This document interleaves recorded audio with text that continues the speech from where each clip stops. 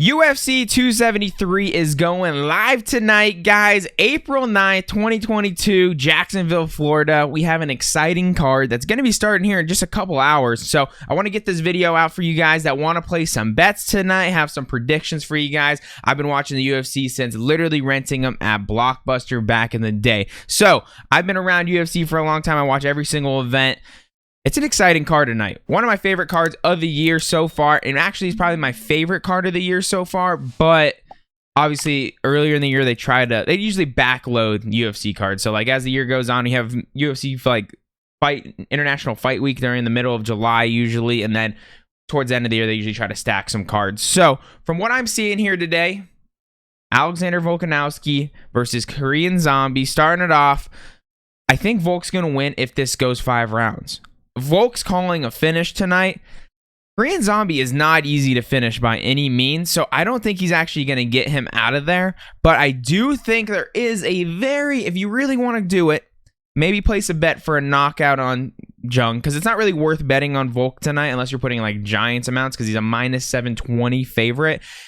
If you want to bet on that fight, I would probably bet on a knockout from Korean Zombie. My man has a right hand that turns the lights out of people, and he's been doing it forever. There's also a chance that he could get a submission. He usually has some very interesting submissions. He usually will rock someone then go for a submission if he can get him down. So we'll see if that can happen. Some kind of a finish for him is the only way he's going to win this fight, in my opinion. Volk has shown twice against Max Holloway that he is not easy to beat when it goes to the scorecards.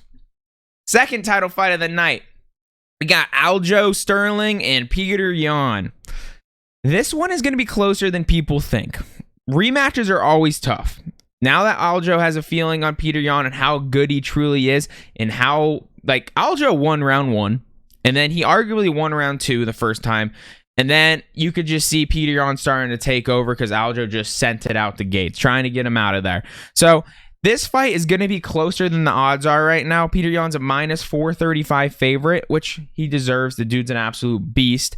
But I think this is going to be closer. I would not risk putting a lot of bets on this fight. I know the lines look decent for Aljo, so maybe if you want to go for like a random like submission victory or just a straight money line for like a 1-unit play, maybe go for it. But I don't love this fight. I think it really is going to be a close fight that I don't know what's going to happen. Rematches are tough.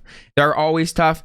It's either going to show Peter Yan's way better or Aljo is going to have a better plan. So I'm very interested to see where it's going to go. Next, we have Gilbert Burns and the hype train, Khamzat Chimaev. This guy is probably the biggest prospect we have ever seen in the UFC as of right now, since Conor McGregor. And this guy is just finishing people and not getting touched. This is a huge jump in skill. A ginormous jump in skill. He has not fought anyone near the caliber of Gilbert Burns. Gilbert Burns has 4 world championships in Brazilian Jiu-Jitsu. People are going to say Khamzat's wrestling's top, like, elite. I think BJJ is like a little bit better than wrestling when it comes down to those end game scrambles, because are you really going to want to take down someone that's that good on the ground? I don't think so, but Khamzat does have that one-punch knockout power. So does Gilbert Burns. The line right now is minus 490 for Khamzat. So I think that line is very good and definitely worth a 1-unit play on Gilbert Burns. Gilbert Burns, to me, he just has too much experience. There's just way too much. This is a huge step up in competition.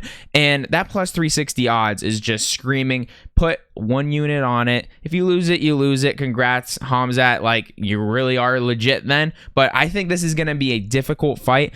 I know both of them do not have any cardio issues. So I could see this one going the full distance. And if not, it doesn't go the full distance. I see Gilbert Burns getting a finish. I mean, Gilbert Burns has been knocked out in the past, and Khamzat right now is coming in with unlimited confidence, so we'll see what happens. I mean, anything's possible, but this one I'm expecting an upset. I think Gilbert Burns is going to take this fight. People keep talking about the size difference, but I don't think the size difference is that big, honestly, when they're standing next to each other. Yes, there is a height difference, but Gilbert Burns is a thick dude. I really don't think there's that big of a difference. And honestly, when you're longer, it is easier for submissions. So I personally could see Gilbert Burns pull off a submission tonight against someone like him because he has long, lanky limbs. He's got his neck's pretty long. I could really see Gilbert Burns pulling something off tonight.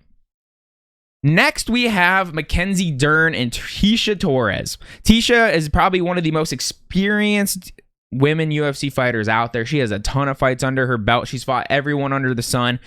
And she's currently an underdog at plus 100, so basically even odds. Mackenzie Dern's only chance is when she gets her to the ground. She even said it in the press conferences like, hey, just wait till I get you down. I'm going to get you out of there. Which, I mean, at the end of the day, that's probably what could happen, and the only way Mackenzie's going to win. But if I was betting on this fight tonight, I'm probably going to stay away from this one because I love Mackenzie Dern. She's beautiful. She hopefully is going to end up winning this fight, and she can go on a little run here, get back on her winning ways.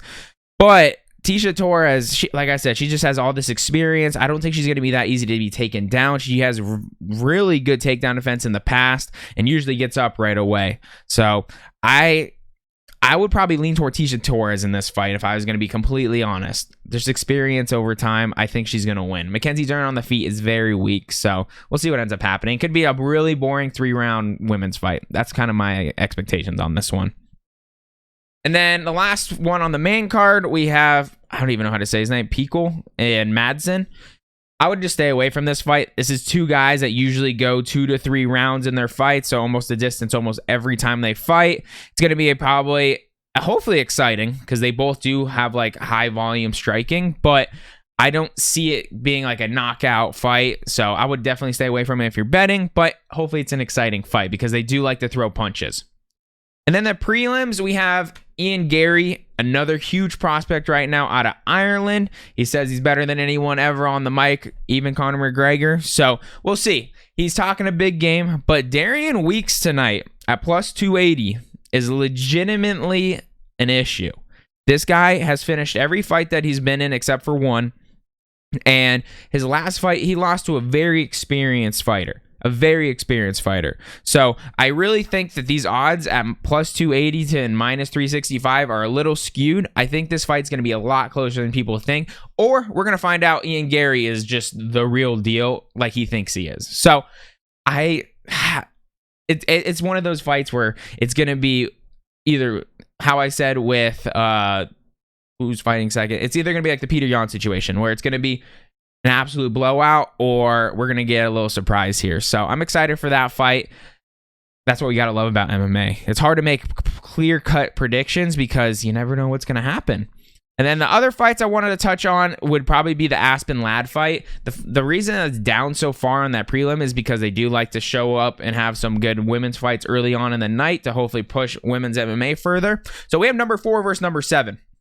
Raquel has been around the block. She has fought everyone. And Aspen Ladd looked like a front runner to go win the belt next. But honestly, she has not been looking the greatest lately. So I would probably put my money on Raquel tonight. Raquel is, like I said, she just has experience. There's a lot of experienced fighters on tonight's card. And I love going with experience in these situations because Aspen Ladd, like I said, she's had weight cutting issues in the past. She's done lots of things that have been like up and down, up and down, up and down. If she performs tonight, she's going to win. If she comes out peak Aspen Ladd, I think she wins. But are we going to see that? She kind of has some confidence issues right now. So I think Raquel is probably your bet if you're going to go for this one. But she is minus 170. I know people don't like to bet those odds consistently, but it's not a bad line for someone that much experience under their belt. And then the Mickey Gall fight and Mike Mallet, I'd probably just stay away from this fight, guys. I think it's going to be an exciting fight because every fight Mickey Gall is in is exciting, but it seems like ever since he beat Sage Northcutt back in the day, he hasn't really gotten any better. So I would probably just stay away from that fight. Hopefully we just get exciting fights for the rest of it, but we have an exciting night ahead, guys. I'm very, very stoked about this. Lots of good stuff happening. UFC 273 tonight, baby. Let's go. I love you guys. Have a good rest of your day, and it's going to be a good one. Peace.